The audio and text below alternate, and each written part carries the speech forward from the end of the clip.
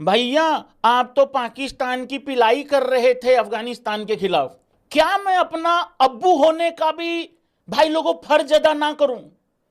क्या मैं अब्बू होने के नाते अपनी गंदी नली औलाद को पेलू भी ना? अगर एक बच्चा यूं खेल रहा है, कूद रहा है, उछल रहा है, और अगर अब्बू बाहर से आ गए, काम से आ गए, वो बच्चे को बुला के पता क्या कहते, इधर आ, हाँ जी, हट, चल जा। तो ये वो वाला मेरा फर्ज है बेसिकली। वो जीते हारे इससे क्या फर्क पड़ता है, पिलाई चलती रहनी चाहिए है।